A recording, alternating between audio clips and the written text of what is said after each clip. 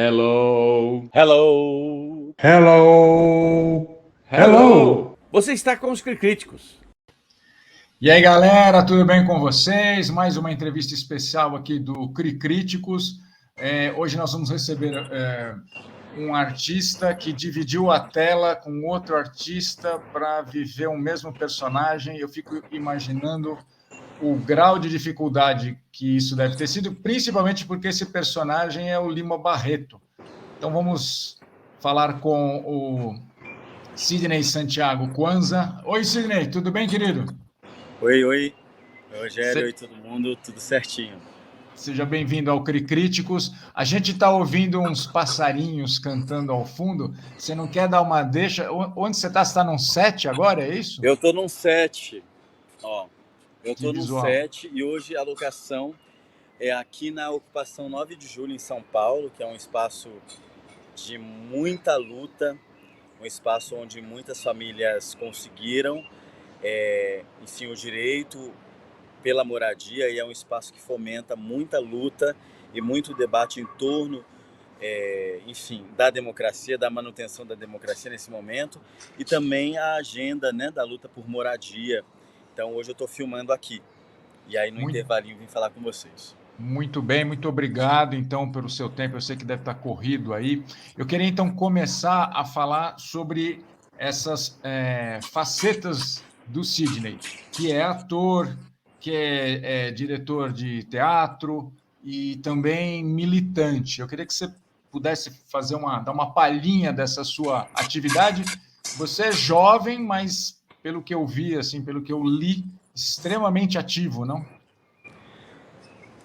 Na real, eu digo que eu sou um ator de teatro e que o teatro foi me levando para muitos lugares.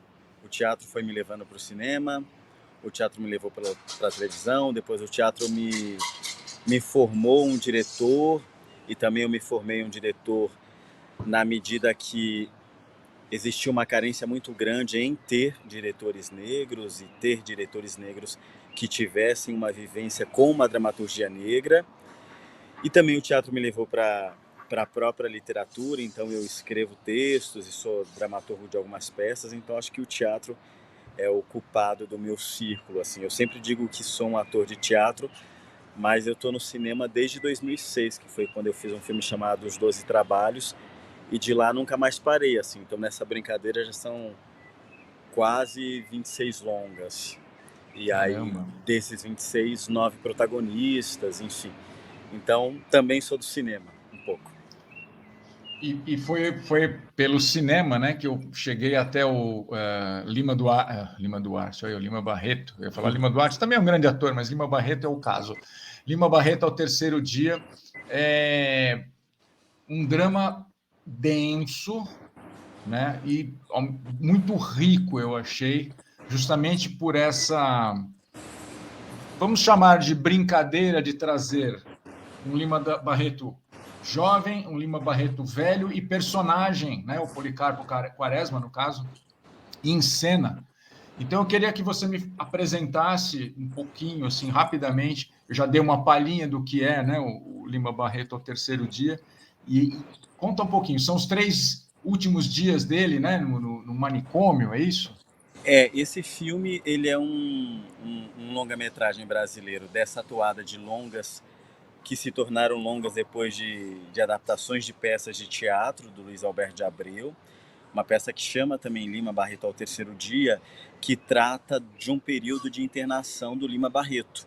Lima Barreto foi uma figura que sofreu com a questão do uso do álcool, e ele foi internado, então trata um pouco desse período e da criação e elaboração da obra-prima dele, que é o Triste Fim de Policarpo Quaresma. Então é um longa, enfim, que tem muita metalinguagem, né?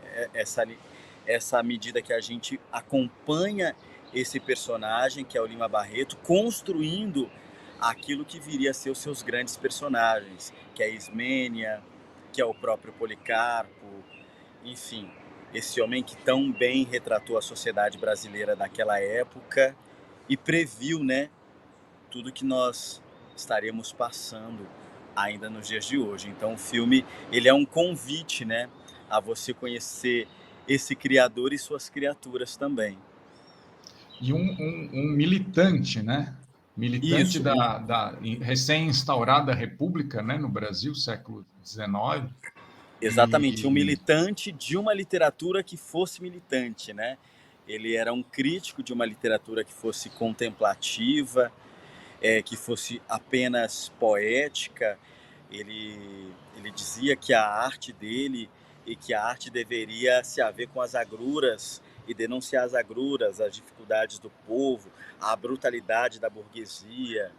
Era um profundo apaixonado pelo seu fazer.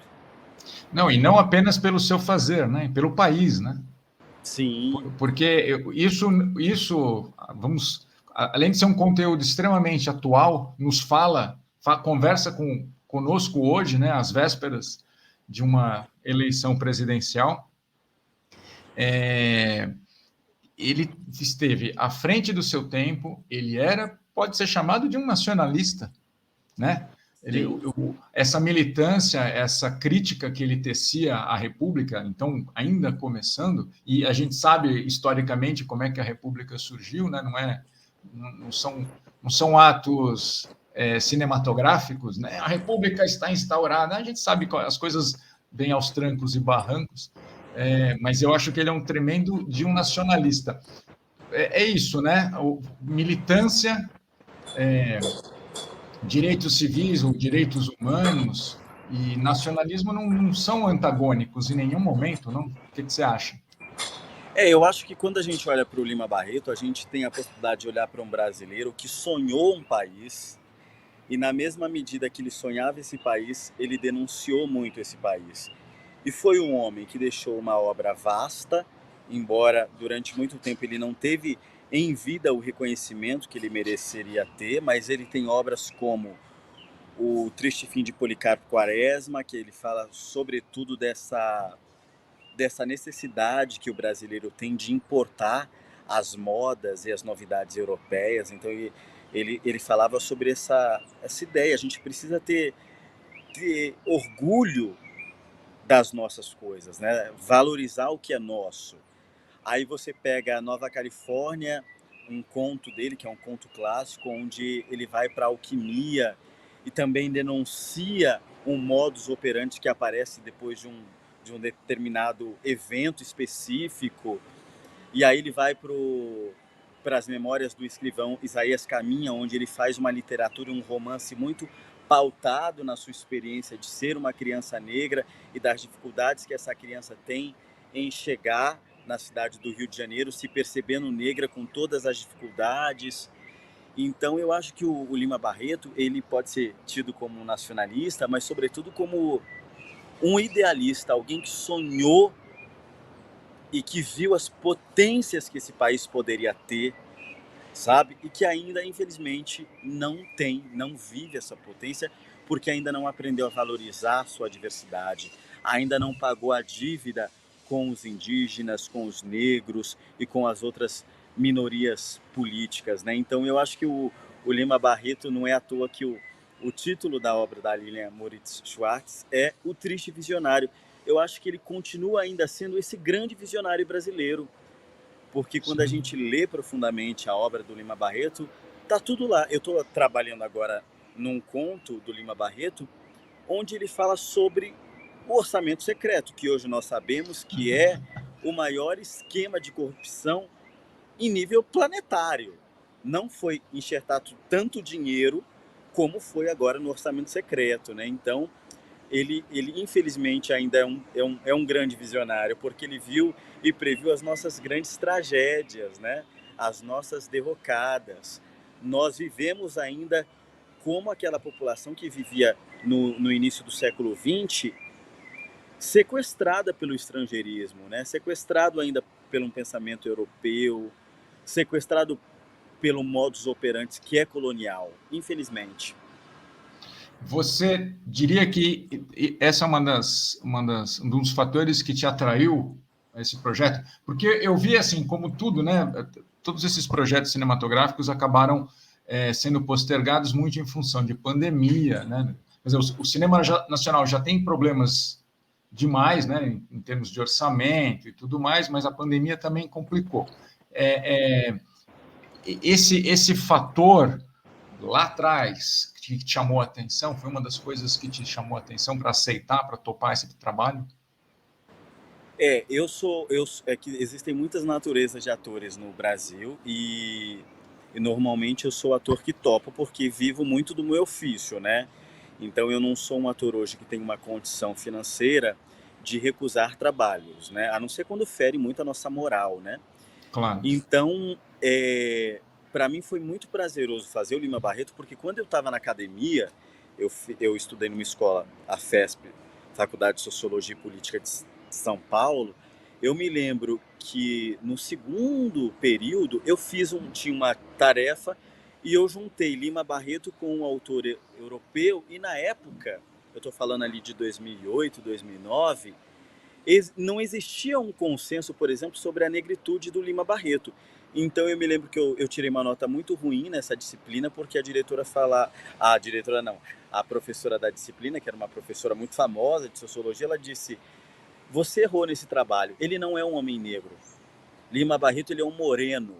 Ou seja, eu estou falando de uma memória de menos de 10 anos atrás. Então o que eu quero dizer é que o filme vem numa corrente, que é uma corrente muito ligada aos movimentos negros, de resgatar pensadores e pensadoras negras que foram fundamentais para a literatura brasileira, para o pensamento crítico brasileiro, e que ainda não eram lidos, ou ainda não são lidos negros na sua integridade, né? Então, muitas das críticas ao Lima Barreto é uma crítica também num recorte racial, num recorte da sua negritude. Sim, Porque sim. muitas vezes a sua negritude grita junto com a sua literatura.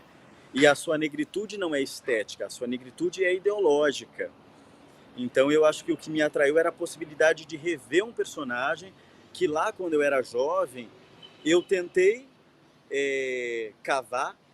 Eu peguei um texto europeu e fiz uma relação com o Lima Barreto, e a própria Universidade Brasileira me disse: não é possível fazer esse arranjo, tá errado. E aí a gente vê que o Brasil andou, né? Embora a gente tenha muito retrocesso, existiram muitos avanços, e um desses avanços foi reconhecer, nesses últimos 10 anos, a negritude e a importância de Lima Barreto.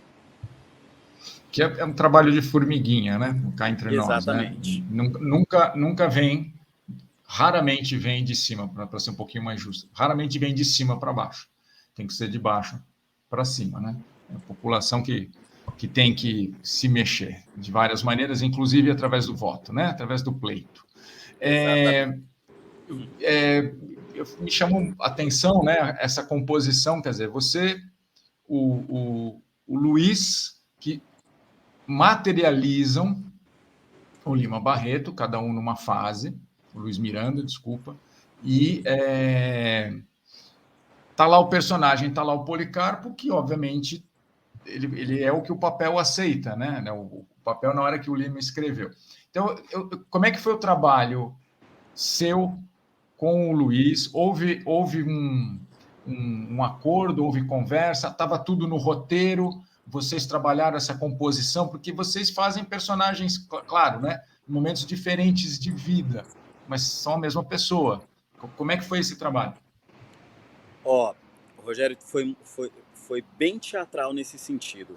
A gente trabalhou com uma preparadora de elenco chamada Marina Rivera, que é carioca e que tinha recentemente trazido uma técnica para o Brasil chamada Chibuk, que é uma técnica, enfim, como tem a técnica do Stanislavski, como tem a técnica da Fátima Toledo, ela era uma atriz que estudou essa técnica nos Estados Unidos e foi o primeiro filme que ela fez. Olha. Então a gente, nesse sentido, foi também um filme muito teatral, muito fiel à origem do próprio roteiro, porque a gente ensaiava as cenas. E aí a gente ensaiava, óbvio, com esse direcionamento dessa técnica, que propõe uma visceralidade, que propõe um estudo de texto muito profundo, que propõe uma aproximação com a lógica do personagem naquele momento. E fora isso, o Luiz é um homem de teatro, eu também sou do teatro. Eu fui aluno do Luiz há 20 anos atrás. Então o Luiz, naquela época, ele era um ator aqui de um grupo muito importante, que foi um grupo muito importante para o Brasil e também para a minha geração, que foi o grupo Vertigem. E aí o Luiz era ator desse grupo e dava aula na época de expressão corporal. Eu era uma criança, um jovem querendo fazer teatro, e me lembro que foi uma das primeiras oficinas e foi com o Luiz. E aí, 20 anos depois, eu encontro ele no cinema e a gente vai dividir o mesmo papel, né? E tinha muito delimitado, assim, esse Lima moço, que é o Lima que eu faço até os 30 anos, que guarda esse vigor, que guarda essa revolta com esse país, que é o Lima do contra, que é o Lima que não dá o braço a torcer, que fala mal mesmo, que critica, mas que sonha, que tem o brilho no olhar, que sonha esse país. E tinha o Lima do Luiz, que é o protagonista da nossa história, que é esse Lima que começa a rever os seus feitos e que começa a duvidar desse país. É possível existir esse país que nós temos certeza que pode existir, né? Esse país de dimensões continentais, esse país que é rico na sua geografia, na sua fauna e por aí vai, né? Então acho que o roteiro do Luiz Alberto de Abreu já tinha também muito determinado e delimitado essas duas etapas. Muito legal, gostei bastante de ouvir essa sua descrição. Eu me interesso muito por esse processo de criação, seja de roteiro, de diretor e principalmente, né, de elenco, né, que é sempre a gente acha que é ligar uma chavinha, né, o negócio é muito suor, né? Também É em muito cima disso. suor porque também, desculpa te cortar, porque também tem Imagina. essa preocupação na mímese, né? Então tinha uma preocupação em reproduzir a mímese. Nós somos atores muito diferentes e diferentes de temperamento também, né? O Luiz é um ator baiano, eu sou um ator de São Paulo. Então a gente tem temperaturas diferentes e a gente tinha tarefas distintas, mas tinha que encontrar um eixo ali em algum momento, né? Então foi muito dolorido construir esse papel porque foi muito difícil, assim. A gente suou muito, assim, muito. Foi muito. Imagino. Nossa, quando eu olho, a gente não viu o filme, né? A gente só foi ver muito recente na exibição, na estreia. Então eu fui me lembrando, eu falei assim, porque foi um filme preenchido de muita angústia, porque era muito angustiante ter que chegar num resultado. Então a gente tinha cenas ali, quando vocês assistam o filme, a gente tinha cenas ali teatrais, tinha cenas ali Sim. cenas de 13 minutos direto, então era uma peça. Dá lá, toma cá, dá lá, toma cá. Então não tinha margem para improviso, porque era um português muito bem colocado. Então foi um trabalho árduo. Imagino. Olha, essa angústia se esteve presente no fazer, no dia a dia desse trabalho de vocês de interpretação, posso garantir, eu assisti ao filme mais recentemente, e posso te garantir que ela passa, ela vem para o público. Eu tenho visto muita cinebiografia, e uma coisa muito comum em cinebiografia é o que a gente chama, né, de cinebiografia chapa branca. Porque é sempre delicado. Você vai falar do cinebiografado. Se ainda tem algum parente vivo, o pessoal acaba cerceando um pouco a narrativa, né? Olha, não fala sobre determinado tema, pula-se determinadas polêmicas ou, enfim, determinadas humanidades, né, dos cinebiografados, porque, no final das contas, somos todos humanos. Mas eu achei que eu achei mais profundo essa maneira, não chega a ser uma cinebiografia, né, o Lima Barreto, mas eu achei de uma maneira mais profunda, você consegue... eu não sei se me interessaria contar como é que foi a infância dele, né, como é que começou a adição dele no álcool, mas eu consegui entrar mais na mente do personagem. Você entende isso também? Você faz parte também do filme, faz parte do processo do filme? Eu acho que o filme tem essa característica de narrar um episódio, né, um episódio da vida desse personagem, e tem uma engenharia que é uma engenharia muito teatral. Então eu concordo com você, acho que a gente entra nas agruras, no ressentimento, Acho que a gente entra na impulsividade e, sobretudo, a gente entra no pensamento do autor, porque a gente está vendo ele manipulando, ele construindo personagens que, de alguma forma, são íntimos para a gente. Mesmo que a gente não tenha lido a obra Triste Fim de Policarpo Quaresma, na escola, em algum momento você já vai ter se deparado, nem que seja com um fragmento, né, com uma fofoca dessa história, né? Então acho que tem isso, né? Esse momento de lapidação, onde ele está lapidando outras vidas e passando pelo sofrimento da sua, né? Então tem esse expurgar, que eu acho que é o momento que a gente consegue entrar ali na mente daquele cara e falar, caramba. E também tem um debate muito interessante que a gente acompanha no filme, que é esse debate sobre a obra de arte, né?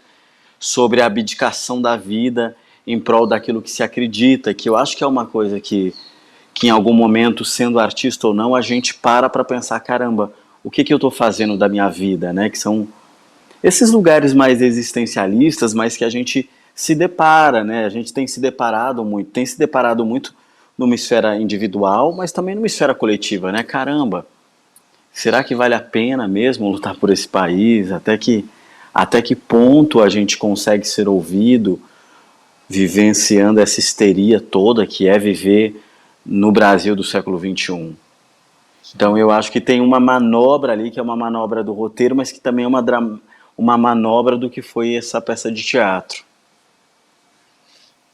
Bom, eu já falei agora há pouco, né? Não é fácil fazer. Eu falo cinema porque é a plataforma onde estamos agora, mas na verdade não é fácil fazer cultura, não é fácil fazer arte. Eu diria até em determinados momentos nem é fácil fazer informação, né? No Brasil de hoje. Então, o que a gente vê, claro, não existe uma política federal. É sabido isso, né? Não é factoide, é fato, né? Há uma redução de verba nas leis de incentivo e tudo mais, quer dizer, já tornou a vida mais difícil ainda.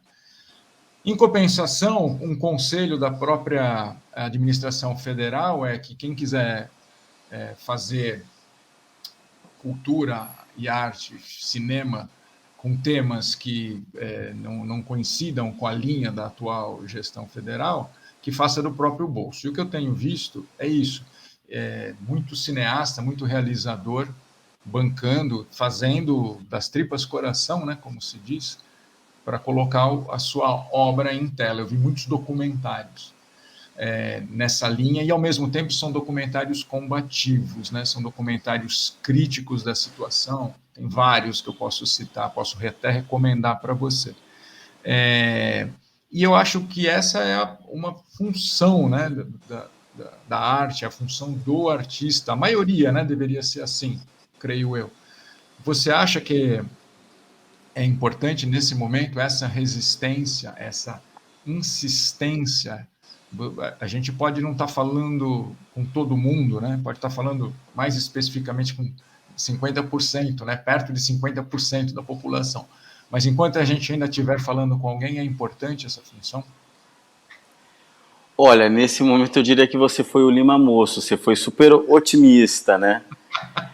Eu acho que a gente fala com pouquíssima porcentagem da população. A gente já falava antes dos cortes, naquilo que a gente tinha mais estruturado como políticas para a cultura no Brasil, né? Formar público, além de trabalhar na frente das câmeras, eu também formo público, formo plateias, tanto para teatro como para cinema.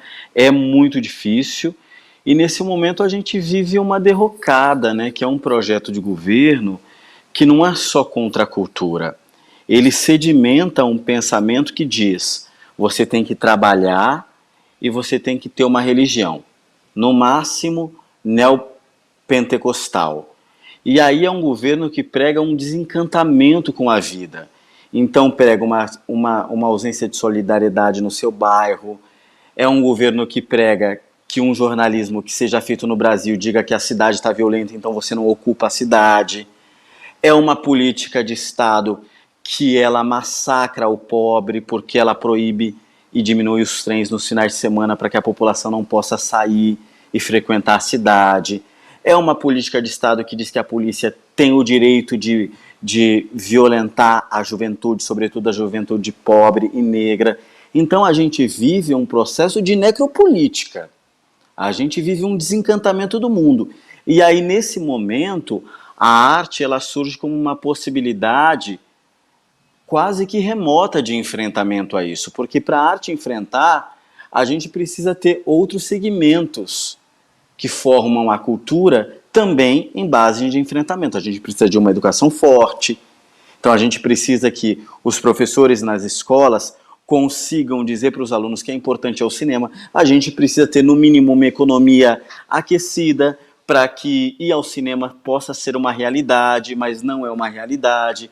Então, assim, o cenário que eu vejo é um cenário assim, desolador. Então, filmes como esse, Lima Barreto ao Terceiro Dia, como O Pai da Rita, como Marte 1, são filmes muito condenados a terem uma certa visibilidade e irem direto para um cemitério de filmes. Essa tem sido a realidade do cinema brasileiro. Isso é tenebroso, porque isso é o atestado que uma política, um projeto político está dando muito certo nesse país. E é um projeto político que diz, fique em casa, tem a sua religião, a rua é perigosa, na rua só tem bandido, a gente tem que matar os bandidos, aí você fica em casa consumindo aquele jornalismo imoral. Então, assim, é assustador, mas eu acho que a gente precisa manter a esperança, e uma das formas de manter a esperança é continuar produzindo arte. Olha, eu achei que você estava desolado também, estava desanimado, mas eu vejo que não, ainda existe luz, né? Então... Imagina, eu venho de um país, eu fui ter sapatos aos 9 anos de idade. Então, na minha família, a gente cozinhava no gás, depois a gente cozinhou no álcool, depois teve um fogão de 2 bocas, depois teve um fogão de 4 bocas e teve um fogão elétrico depois do governo Lula.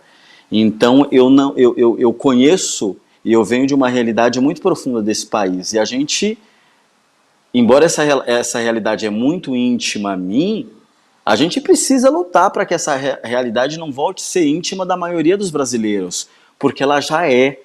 Então eu acho que a arte é uma ferramenta de combate, de denúncia, e ela precisa estar estruturada com outros setores para que ela possa ter visibilidade, porque a arte só transforma quando ela chega. E nesse momento a gente tem uma política de Estado que diz: a arte é para vagabundo, a arte é perigosa, a arte é do diabo. E não. A arte é uma ferramenta que muda e transforma a vida das pessoas. A arte é uma forma de você se encontrar com você mesmo, porque só a vida não basta, a vida precisa de espelhos, e nesses espelhos a gente vai se refletindo e se modificando. A gente vai ver teatro e vai ver cinema para ver e ser visto, né? Então eu acho que é isso, eu aparento estar amuado, mas estou aqui com sangue nos olhos. Então estamos. Eu do meu lado, você do seu lado, espero que a gente faça a diferença. Querido, sim, eu só quero agradecer o seu tempo, a sua dedicação, o enfrentamento de todas essas dificuldades para a gente poder ter esse bate-papo, que do meu lado foi muito legal. Parabéns. Eu espero que consiga entrevistá-lo no próximo trabalho que você tiver, e que a gente continue com esse papo bom, porque é disso que a gente precisa. Tá bom, Sidney? Tá bom, muito obrigado. Agradeço a você, ao projeto, né, o Críticos. Críticos. O cara é gago. A sua audiência. Obrigado. Dizer que estamos juntos, muito obrigado. E é isso. Força pra gente, a gente não pode desanimar, a gente não tem o direito de desanimar, né? Eu acho que a gente que consegue minimamente respirar, e se você que está nos ouvindo hoje, você consegue ver um filme, você consegue assistir uma peça de teatro, minimamente você consegue respirar nesse país. E se você consegue minimamente respirar, você precisa ajudar que o oxigênio chegue em outras pessoas. A gente não pode aceitar que as pessoas morram por falta de oxigênio. E morrer por falta de oxigênio é literalmente, a gente precisa lembrar as vítimas de Covid que não tiveram oxigênio, mas a gente precisa lembrar que tem gente aí que não está tendo acesso à vida, acesso à solidariedade, a ter um amigo, a poder estudar, a poder ir no cinema, a poder sentar, beber uma cerveja ou beber um suco que seja, porque existe um projeto de poder que quer desencantar a vida. E contra o desencantamento da vida, o Críticos e outros projetos precisam acontecer. Muito obrigado. Como diria o espanhol, ojalá consigamos. Hello. Hello! Hello. Hello. Você está nos Críticos.